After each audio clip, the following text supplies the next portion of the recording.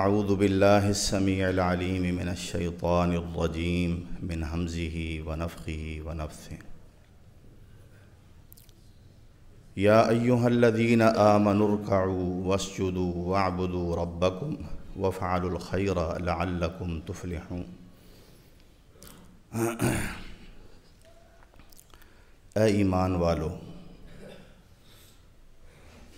اللہ کے حضور جھکو، رکوع کرو، سجدے کرو، اپنے رب کی عبادت کرو اور ہر خیر اور ہر بھلائی کے کاموں میں دوسروں سے آگے بڑھو تاکہ تم کامیاب ہو جاؤ۔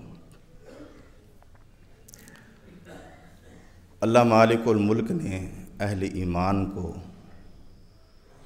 مومنانہ زندگی بسر کرنے کا حکم دیا ہے۔ ایک زندگی کی ترتیب ہے کافرانہ، جو کافر گزارتے ہیں وہ اپنی مرضی سے اپنی زندگی کی ترتیب بناتے ہیں۔ ایک ترتیب ہے مومنانہ کہ جب ایک انسان نے اللہ کو رب کہہ دیا، ربنا اللہ، میرا رب اللہ ہے، میرا مالک، میرا پروردگار، میرا پالنہار اللہ ہے، میں اللہ کا بندہ ہوں اور دنیا کی یہ زندگی میرے لیے ایک سفر کی منزل ہے، میں یہاں مستقل کا رہائشی باشندہ نہیں ہوں، مستقل یہاں سے میں جانے والا ہوں، اور یہ زندگی اتنی مختصر ہے کہ جب یہ انسان اپنی 60 سالہ زندگی پہ بھی غور کرتا ہے تو اسے چند لمحے گزرے ہوئے محسوس ہوتے ہیں۔ یوں سمجھیں کہ یہ ایک دیا ہے، ایک چراغ ہے جو کھلے میدان میں رکھا ہوا ہے، جل رہا ہے، ہوا کا ایک جھونکا آئے گا اس کو بجھا ڈالے گا۔ زندگی بس اتنی ہے، اور اللہ مالک الملک نے اپنے مومن بندوں کو اس کی ترتیب بتائی ہے کہ تم نے یہ زندگی کس طرح گزارنی ہے۔ ہم نے اپنا جائزہ لینا ہے۔ اگر اپنی ذات کے ساتھ ہم میں سے ہر انسان مخلص ہے، مرد ہو یا عورت، کیا ہم مومنانہ زندگی گزار رہے ہیں؟ اللہ کی بنائی ہوئی ترتیب اس کو ہم نے مد نظر رکھا ہوا ہے، یا اپنی بنائی ہوئی ترتیب، یا جو کافر زندگی گزار رہے ہیں جس انداز کی، اسی ترتیب سے ہم جی رہے ہیں؟ یہ ہم نے دیکھنا ہے۔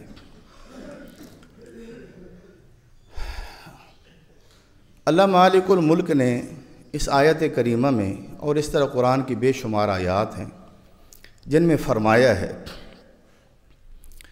کہ میں نے تمہیں اپنی عبادت کے لیے پیدا کیا، اور پھر ایک عبادت کو تو بڑی واضح انداز میں، کہیں اس کو نماز کہا، نماز قائم کرو، کہیں کہا رکوع کرو، کہیں کہا سجدہ کرو، کہیں دونوں کا ذکر کیا۔ تو ایک مومن انسان کی ترتیب یہ ہوتی ہے اس کی زندگی کی کہ وہ جب دن کے مشاغل سے فارغ ہو کے رات کو آرام کرنے کے لیے جب سونے کا سوچ رہا ہوتا ہے، اس سے پہلے وہ ایک نماز کو بڑی پابندی سے پڑھتا ہے، اور وہ ہے عشاء کی نماز۔ مومن انسان اپنے ایمان کا جائزہ لے۔ اللہ کے نبی نے فرمایا جو منافق ہوتا ہے نا، جس کے دل میں نفاق ہوتا ہے، اور آپ کو پتہ ہے نفاق کسے کہتے ہیں؟ کہ دل میں کفر چھپا ہوا ہو اور ظاہر میں انسان ایمان کا اظہار کرے۔ تو فرمایا منافق انسان کے لیے سب سے بھاری نماز عشاء اور صبح کی نماز ہے۔ بتائیں میرا اور آپ کا اللہ کے نبی پر ایمان ہے کہ نہیں؟ اللہ کے نبی جو بات کہتے ہیں اپنی مرضی سے کہتے ہیں یا اللہ نے کہلوانے پہ کہتے ہیں؟ بتائیں۔ وما ينطق عن الهوى، آپ نے اپنی مرضی سے کوئی بات نہیں کی۔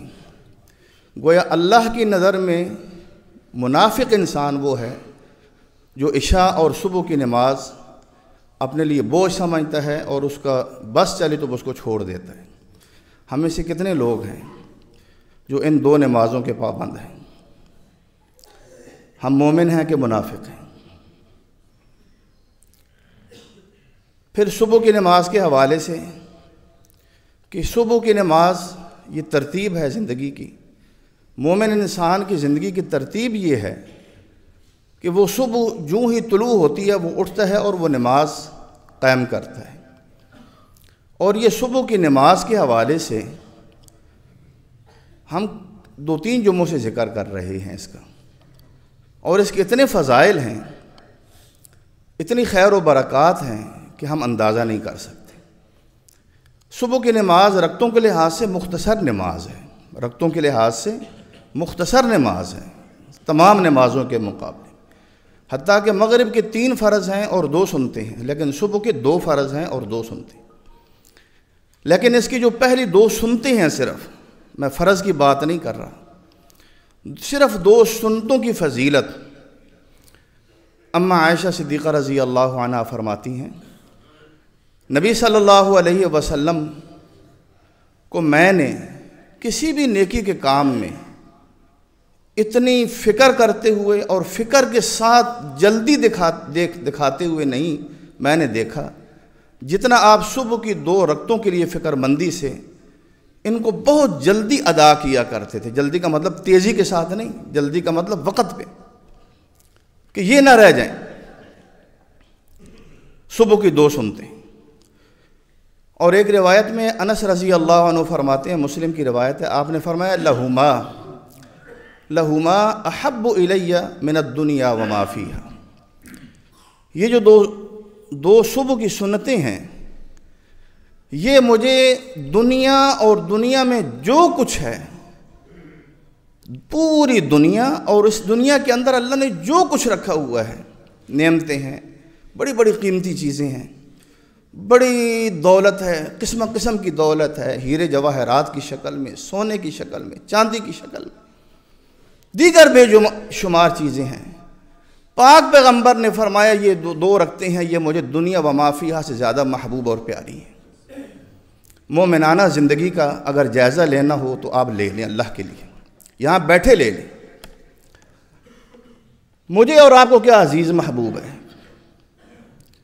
ہم تو نمازوں کے لیے یہ کھلا کہہ دیتے ہیں، بھائی نمازوں کی فرصت ہی نہیں ہے، کیا کریں؟ نماز کی فرصت ہی نہیں ہے۔ آپ کس لیے آئے تھے دنیا میں؟ کہ دنیا کما کے، دنیا کے پیچھے بھاگ کے، دنیا کما کے ادھر ہی چھوڑ کے آگے نکل جائیں؟ یہ کوئی انسانیت ہے؟ عقل مندوں والی بات ہے۔ خالی ہاتھ آئے، خالی ہاتھ جانا ہے، تو کہتے ہیں فرصت ہی نہیں ہے۔ کمال ہو گئی۔ نبی علیہ الصلوۃ والسلام نے فرمایا یہ مجھے دنیا و ما فیہا سے صبح کی 2 سنتیں زیادہ محبوب اور پیاری ہیں۔ پھر آپ نے کیا فرمایا؟ مسلم کی روایت کے الفاظ یہ بھی ہیں، رکعت الفجر خیر من الدنیا و ما فیہا۔ فجر کی جو 2 رکعتیں ہیں نا، یہ دنیا و ما فیہا سے بہتر ہیں ایک مسلمان انسان کے لیے۔ اب آپ دنیا جب سے شروع ہوئی ہے، کتنے خزانے لوگ اکٹھے کرتے رہے اور دنیا میں چھوڑتے رہے، ان خزانوں کا انسان اندازہ کر سکتا ہے کہ اس دنیا کے اندر کتنی دولت ہے، کتنی قیمتی چیزیں ہیں۔ لیکن آپ نے فرمایا کہ جو صبح کی 2 سنتے ہیں یہ پوری دنیا و ما فیہا سے بہتر ہیں۔ اور یہ کب پتہ چلے گا؟ جب میں اور آپ اور تمام انسان، پیغمبر بھی، میدان محشر میں اللہ کے سامنے جمع ہوں گے، اور ایک وہ وقت بھی آئے گا جب ہر انسان کے اعمال تولے جائیں گے۔ اس وقت پتہ چلے گا کہ قیمتی چیز کیا تھی، کس چیز میں وزن تھا، کامیابی کس چیز سے ہے۔ تصور کریں اس وقت کا کہ میں اور آپ میزان کے پاس کھڑے ہیں، میرے اور آپ کی زندگی کے اعمال تلنے ہیں، میں نے اور آپ نے نمازیں ضائع کی، پرواہ ہی نہیں کی، پوری دنیا میزان کے ایک پلڑے میں رکھ دی جائے اور دوسرے پلڑے میں صرف 2 رکعتیں صبح کی رکھی جائیں، یہ زیادہ وزنی ہوں گی، تو بتائیں میں اور آپ کیا لے کے جا رہے ہیں اس دنیا سے؟ کبھی سوچا ہم نے؟ دنیا کے اندر اعداد و شمار آج کل بہت تیزی کے ساتھ گردش کرتے ہیں، فلاں انسان دنیا کا امیر ترین انسان، اس دنیا میں فلاں انسان سب سے امیر ہے، دوسرے نمبر پہ فلاں ہے، تیسرے نمبر پہ فلاں ہے، چوتھے نمبر پہ فلاں۔ ان سب کی دولتیں اکٹھی کریں، اس کے علاوہ جن کا ریکارڈ ہی نہیں ہے، پھر اس دنیا کو سوچیں، پھر یہ سمندر سوچیں، پھر وہ اونچے اونچے پہاڑ سوچیں، پھر جو اس کے اندر زمین جو کچھ اگا رہی ہے، یہ سب کچھ سوچیں، اور پھر نبی علیہ السلام کی اس فرمان پہ غور کریں کہ صبح کی 2 سنتیں دنیا و ما فیہا سے زیادہ بہتر ہیں۔ میں نے اور آپ نے کتنا نقصان کر لیا ہے، کرتے جا رہے ہیں، کیوں کر رہے ہیں، کس انتظار میں ہیں کہ موت آ جائے؟ حتی اذا جاء احدهم الموت قال رب ارجعون لعلی اعمل صالحا فیما ترکت کلا انہا کلمۃ هو قائلها۔ انسان غفلت میں زندگی گزارتا رہتا ہے، یہاں تک کہ جب موت آتی ہے پھر وہ فرشتوں سے کہتا ہے کہ مجھے اللہ کے لیے واپس ایک دفعہ آنے دو، آگے نہ لے کے جاؤ، مجھے واپس لٹاؤ تاکہ میں نیک عمل کروں جو میں نے چھوڑے ہوئے تھے، ہم نے کیا کچھ نہیں چھوڑا ہوا، ہم نے تو پورا دین چھوڑا ہوا ہے، اللہ ماشاء اللہ۔ ہم کون سی زندگی گزار رہے ہیں، مومنانہ یا کافرانہ یا منافقانہ؟ یہ الفاظ آپ کو کڑوے نہ لگیں اللہ کے لیے، میں اپنے آپ کو بھی آپ کے ساتھ شامل کر رہا ہوں، صرف اس دماغ کو جگانے کے لیے۔ یہ دل میرا جاگ جائے، یہ میرا دماغ ہوشیار ہو جائے کہ ہم کس سوچ میں پڑے ہوئے ہیں، ہم کون سی زندگی گزار رہے ہیں، اور اب تک ہم کیا کچھ کر چکے ہیں۔ صحابہ تھے، آج ہم ان کے تذکرے کرتے ہیں، قیامت تک ان کے تذکرے رہیں گے، اور قیامت کے دن نبیوں کے بعد یہ صحابہ ہی ہوں گے جن کو لوگ رشک بھری نظروں سے دیکھیں گے۔ اس کی کیا وجہ ہے؟ انہوں نے جو کچھ اللہ کے نبی سے سنا، جو کچھ اللہ کے نبی کو کرتے ہوئے دیکھا، اس کو اپنی زندگی کا حصہ بنایا، اس لیے ان کو کہا گیا اولئک ھم المؤمنون حقا، یہ سچے مومن ہیں۔ کہیں کہا ہم الفائزون، یہ کامیاب ہو گئے، کہیں کہا ہم الصادقون، یہ سچے ہیں، کہیں کہا ہم الراشدون، یہ رشد و ہدایت کے اوپر ہیں، ان کے اوپر گمراہی کا سوچا بھی نہیں جا سکتا کہ کوئی کہے یہ گمراہ ہیں۔ قرآن نے یہ سرٹیفکیٹ دے کے قیامت تک کے لیے ان کے اوپر مہر لگا دی ہے۔ ان میں سے ایک ایک صحابی کے ایک ایک عمل کو دیکھیں اور ان کی سوچ کو دیکھیں کہ انہوں نے یہ جو ملک فتح کیے، ملک کے ملک کیوں فتح کیے تھے، ان کی پیچھے کیا تھا، سوچ کیا تھی کہ ہماری اسلامی مملکت وسیع ہو جائے اور بس ہم بہت بڑے رقبے کے مالک ہو جائیں؟ نہیں، ہم اللہ کا دین، نبی کا دین لوگوں تک پہنچائیں۔ انس بن مالک جن کی یہ حدیث میں نے آپ کو سنائی ہے، حضرت عمر فاروق رضی اللہ عنہ کا دور خلافت ہے بابرکت، مسلمان علاقوں پہ علاقے فتح کرتے جا رہے ہیں اور یہ پیغام لوگوں کو دیتے جا رہے ہیں۔ کوئی بھی انسان ان کی نظروں سے اوجھل نہیں ہے کہ اللہ کے دین میں آ جاؤ، اللہ کے دین میں آ جاؤ، اور اپنے عمل سے لوگوں کو دیندار بنا رہے ہیں۔ اس وقت کی 2 بڑی سلطنتیں تھیں ناقابل تسخیر، ایک روم کی اور ایک ایران فارس کی، جو بہت بڑا علاقہ تھا، اور یہ بڑی پرانی قدیمی سلطنتیں تھیں، اور میں نے کیا کہا، ناقابل تسخیر، دنیا کی کوئی طاقت سوچ بھی نہیں سکتی تھی ان سے ٹکر لی جائے۔ لیکن مسلمانوں سے اللہ کا وعدہ تھا، وعد اللہ الذین آمنوا منکم وعملوا الصالحات، تم میں سے جو اہل ایمان اور نیک عمل کرنے والے ہیں ان سے میرا یہ وعدہ ہے، اور اللہ کے وعدے سچے ہوتے ہیں، کہ میں تمہیں لَيَسْتَخْلِفَنَّهُمْ فِي الْأَرْضِ، تمہیں زمین میں خلافت دوں گا۔ اللہ نے مسلمانوں کو خلافت دی، اللہ کے نبی کے بعد سب سے پہلی خلافت اللہ نے ابو بکر کو دی، پھر اللہ نے حضرت عمر کو دی، پھر اللہ نے حضرت عثمان کو دی، پھر اللہ نے حضرت علی کرم اللہ وجہہ کو دی، اور یہ خلافت آگے چلتی رہی۔ انہوں نے کرنا کیا تھا، وَلَا يُمَكِّنَنَّ لَهُمْ دِينَهُمُ الَّذِي ارْتَضَىٰ لَهُمْ، یہ کام تھا ان کا، وہ دین جو اللہ نے ان کے لیے پسند کیا ہے، اللہ ان کے لیے اس دین کو بڑا مضبوط کر دیں گے۔ یہ دین کے اوپر یہ پہاڑ کی طرح ہوں گے، یہ ان کو کوئی ہلا نہیں سکے گا، اور یہ اللہ کا دین آگے پہنچائیں گے۔ تو یہی جذبہ لے کے اللہ کے نبی کی سونپی ہوئی امانت، اللہ کا دیا ہوا یہ فریضہ، اس کو فرض عین کی طرح یہ نبھا رہے تھے۔ حضرت انس رضی اللہ عنہ انہی کے بارے میں آتا ہے جنگ تستر یہ بھی ایران کے ایک صوبے کا پرانا ایک صوبہ تھا، بہت بڑا اہم. تو اس کو مسلمانوں نے فتح کرنے کے لیے پیش قدمی کی. ابو موسیٰ اشعری رضی اللہ عنہ ان کے کمانڈر ان چیف تھے، سالار قافلہ تھے ابو موسیٰ اشعری رضی اللہ. تو یہاں کے جو لوگ تھے فوجیں وہ تقریباً 1.5 لاکھ کے قریب تھیں اور مسلمان صرف 30,000 تھے. کتنے تھے؟ 30,000. انہوں نے ایک قلعے کو فتح کیا ہوا تھا کیونکہ اس کے اندر اس علاقے کے جو بہت بڑے شہ سوار تھے وہ پناہ گزین ہو گئے تھے کہ اگر ان کو یہ لوگ ان کے اوپر ہاتھ نہ ڈالتے، ان کو فتح نہ کرتے تو یہ ان کے لیے خطرے کا ہی باعث تھے. چنانچہ انہوں نے یہ تستر کا جو قلعہ تھا اس کا محاصرہ کیا ہوا تھا اور مسلسل اس کے اوپر سنگباری کر رہے تھے. اور یہ پوری رات دن یہ سلسلہ چلتا رہا. اور جب یہ فتح ہونے کے قریب ہوا تو صبح کا وقت تھا. اب اگر مسلمان ذرا سا بھی کمزوری دکھاتے یا اس میں وقفہ کرتے، انہوں نے دوبارہ تازہ دم ہو کے ان کے اوپر حملہ کرنا تھا. تو صبح کی نماز کا وقت بھی ہو چکا تھا اور مسلمانوں کے حملے میں تیزی بھی آئی ہوئی تھی. چنانچہ مسلمانوں نے اشارے سے فرض پڑھ لیے. صبح کی سنتیں رہ گئیں.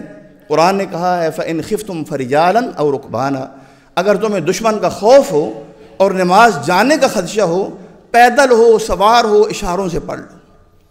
تو یہ اللہ کی راہ میں جہاد کر رہے تھے. یہ ہماری طرح رات کو کھیل نہیں رہے تھے، نہ گندی فلمیں دیکھ رہے تھے، نہ کرکٹ کے میچ ہو رہے تھے. یہ جہاد کا بابرکت عمل کر رہے تھے کہ مجاہد انسان کے ناک کے نتھنے میں جو غبار ہے نا وہ دنیا و ما فیہا سے بہتر ہے. یہ وہ لوگ تھے. حضرت انس بن مالک نے بھی صبح کی نماز پڑھی، سب نے پڑھی اشاروں سے، سنتے نہیں پڑھ سکے. تاریخ کے اندر یہ مروی ہے انس بن مالک کو جب بھی وہ صبح یاد آتی بڑے غمناک ہو کے روتے کہ مجھ سے فلاں دن صبح کی رکھتے رہ گئی ہیں. حالانکہ وہ جہاد میں تھے. کہتے تھے مالی ولی تستر، میں تستر کی فتح پہ کیا جشن مناؤں، میں دل کے اندر کیا خوشی رکھوں کہ اس دن میں صبح کی سنتے نہیں پڑھ سکا. اللہ کے بندو غور کرو، اللہ کے بندو ہوش میں آؤ. ایک جنگ میں مصروف مجاہد، اللہ کا غازی بندہ جہاد کی وجہ سے صبح کی سنتے نہیں پڑھ سکا، وہ زندگی بھر رو رہا ہے. میں اور آپ کیا کریں؟ جشن منائیں؟ کس چیز کا منائیں؟ ہم ٹکرے مار مار کے مر نہ جائیں کہ ہمارے ہوش ہی ٹھکانے نہیں آ رہے. ہم کیا نقصان کرتے چلے جا رہے ہیں اپنا، لیکن ہمیں اس چیز کے اوپر پرواہ نہیں. ایک صحابی تھے، ان کی نماز بیماری کی وجہ سے، بے ہوشی کی وجہ سے رہ گئی. لوگوں نے کوئی پرواہ نہیں کی. کہنے لگے دیکھو میرا بیٹا فوت ہوا جوان، سب نے میری تعزیت کی. اللہ کی قسم اس تعزیت، اس غم سے زیادہ مجھے یہ غم ہے کہ میری نماز رہ گئی ہے، لوگ مجھے تعزیت نہیں کر رہے. آج کل کون کسی کو تعزیت کرتا ہے؟ آج کل تو کوئی کسی کو نماز کا نہیں کہہ سکتا. والدین بچوں کو نماز کا نہیں کہہ رہے. تعزیت کس نے کیا کرنی ہے کہ آج آپ کی صبح کی نماز رہ گئی ہے. کتنے کتنے نقصان کرتے جا رہے ہیں. بتائیں یہ مومنانہ زندگی ہے یا کافرانہ زندگی ہے؟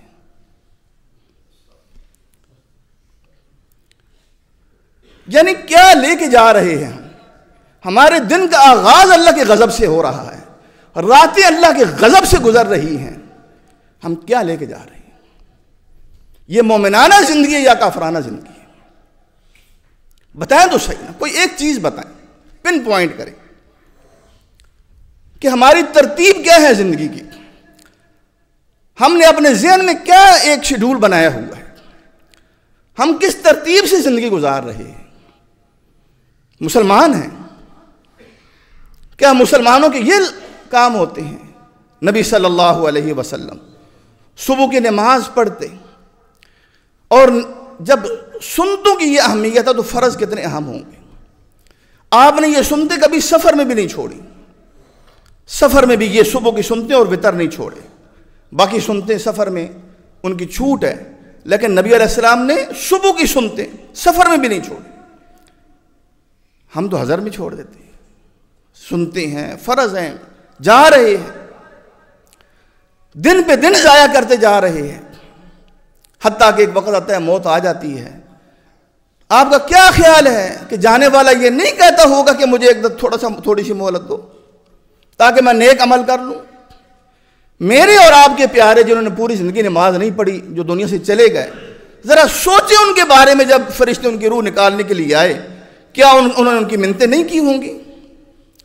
کیا انہوں نے نہیں کہا ہوگا کہ مجھے اللہ کے لیے اتنی مہلت دو کہ میں اپنی نمازوں کی قضا دے لوں، میں اپنی زکاتیں دے دوں، میں روزے رکھ لوں، میں فلانوں کے حقوق ادا کر دوں، میں اپنے معاملات سنوار لوں؟ کیا انہوں نے نہیں کہا ہوگا؟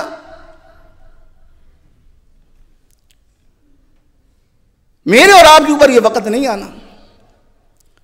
نبی صلی اللہ علیہ وسلم صبح کی نماز کے بعد ہم اٹھتے ہیں، یہ بھی ذرا ترتیب سوچیں، وہ لوگ بھی ہیں جن کو ڈاکٹر یہ کہیں کہ اگر زندگی چاہتے ہو، سکون سے جینا چاہتے ہو، دل کی بیماریوں سے، کینسر کی بیماری سے بچنا چاہتے ہو، پھر صبح کی واک کرنا ہوگی تمہیں۔ اب واک کے لیے چونکہ اٹھنا ہے تو نماز بھی پڑھ رہے ہیں، بتائیں ترتیب بدل گئی ہے کہ نہیں بدل گئی؟ ہم صبح اٹھے ہم واک کے لیے تو نماز بھی پڑھ لی۔ وہ کتنے ہیں جو صرف نماز کے لیے اٹھتے ہیں، بعد میں واک بھی کر لیں؟ سوچ کا زاویہ ہے، یہ مومنانہ زندگی ہے، اس کو ایمان کہتے ہیں۔ کافر نہیں صبح اٹھ کے واک کرتے۔ مومنانہ زندگی اپنائیے، ایمان اپنے دل کے اندر پیدا کیجیے، اللہ کے وعدوں پہ یقین کیجیے، اور اپنے آپ کو غفلت سے نکالیے، لہو و لعب سے نکالیے، اپنے زندگی کو ایمان والی بنائیے، پھر اللہ کی رحمتیں نازل ہوں گی، اللہ کی برکتیں نازل ہوں گی۔ نبی علیہ الصلوۃ والسلام صبح کی نماز پڑھ کے آپ فوراً اٹھ کے نکل نہیں تھے جایا کرتے۔ آپ کا فرمان ہے لَأَنْ أَقْعُدَ مَعَ قَوْمٍ يَذْكُرُونَ اللَّهَ بَعْدَ صَلَاةِ الصُّبْحِ، میں ان لوگوں کے ساتھ نماز پڑھ کے بیٹھے رہوں جو وہاں بیٹھ کے اللہ کا ذکر کر رہے ہیں، یہ مجھے زیادہ پسند ہے۔ یہ اتنی دیر کا عمل، یہاں تک کہ سورج طلوع ہو جائے، یہ عمل مجھے زیادہ پسند ہے اس سے کہ میں 4 غلام حضرت اسماعیل کے اولاد، ان کی قوم کے 4 غلام خرید کر آزاد کروں۔ وہ 4 غلام خرید کر آزاد کرنے سے زیادہ مجھے یہ پسند ہے کہ میں صبح کی نماز پڑھ کے وہیں بیٹھ کے ان لوگوں کے ساتھ جس طرح وہ اللہ کا ذکر کر رہے ہیں میں بھی ذکر کرتا رہوں، حتیٰ کہ سورج طلوع ہو اور پھر 2 رکعتیں پڑھ کے میں جاؤں۔ ہم تو صبح کا کہ فرض پڑھنے کے روادار نہیں۔ اللہ کے نبی بتا رہے ہیں کہ صبح کی نماز کے بعد بیٹھنا یہ اللہ کو اتنا پسند ہے، اتنا پسند ہے۔ پھر کسی نے، سماک نے حضرت جابر بن سمرہ رضی اللہ عنہ سے پوچھا، اے اللہ کے نبی کے پیارے صحابی، نبی علیہ السلام کا ہمیں یہ معمول بتائیں کہ آپ صبح کی نماز جب پڑھا کے فارغ ہوتے پھر آپ کے کیا معمولات تھے؟ وہ کہنے لگے اللہ کے نبی وہیں بیٹھے رہتے ہیں، چوکڑی مار کے بیٹھ جاتے، اللہ کا ذکر کرتے رہتے حتیٰ کہ سورج اچھی طرح طلوع ہوتا، پھر آپ 2 رکعتیں پڑھتے، پھر آپ جاتے۔ بتائیں آپ سے بڑھ کر کون مصروف تھا؟ آپ سے بڑھ کر کون مصروف تھا؟ آپ سے بڑھ کر کس کی ذمہ داریاں تھیں؟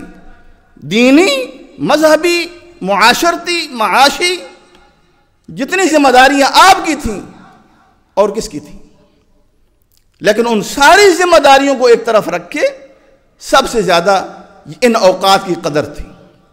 امام ابن تیمیہ رحمۃ اللہ علیہ کے بارے میں آتا ہے، وہ صبح کی نماز پڑھ کے دن چڑھے بیٹھ کے اللہ کا ذکر کرتے اور کہتے یہ میری غذا ہے، یہ میری غذا ہے، اور اگر میں یہ غذا چھوڑ دوں اللہ کی قسم میری ہمتیں جواب دے جائیں۔ اللہ کا ذکر یہ بہت بڑی غذا ہے، یہ جہاں روح کو مضبوط بناتی ہے وہاں جسم کے اوپر بھی بہترین اثرات مرتب کرتی ہے۔ ہم نے ذکر چھوڑ کے دنیا جہان کے ٹانک استعمال کر لیے اور کرتے جا رہے ہیں، لیکن بیماریاں ہمارا پیچھا نہیں چھوڑ رہی۔ پھر ہم پریشان ہو کے ہم کہتے ہیں شاید کسی نے کچھ کر دیا ہے۔